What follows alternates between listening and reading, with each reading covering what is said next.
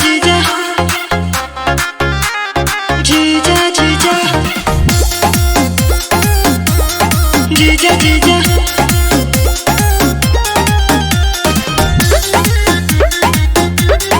जीजा जीजा जीजा जीजा जहिया से आ गईली घर लुधियाना से Magah.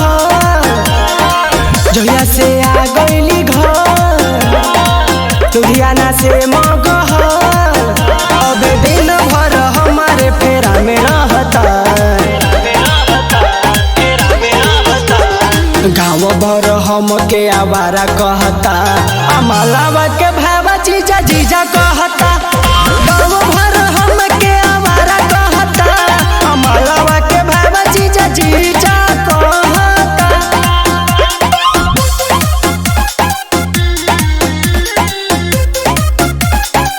Music by Aman rock.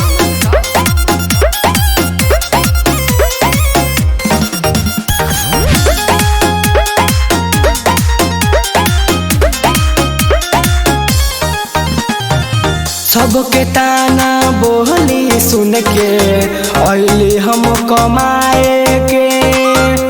बहरा में मोहन न लागल अली फिर गावे में।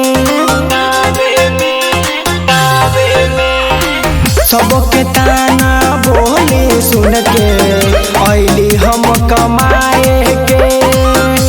बहरा में मोहन न लागल अली फिर गावे में। मन करे खाली जहर पीछे पड़ल बा घर भर। हमर माई हमके बाबू के हु कुछ कहता। गाँव भर हमके आवारा कहता। अमलावा के भावा जीजा जीजा कहता। गाँव भर हमके आवारा कहता। अमलावा के भावा जीजा जीजा कहता। जीजा जीजा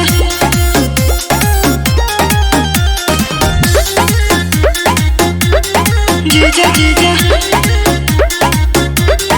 जीजा जीजा मारे हो मार पगली ताना होई ना बरदास जी।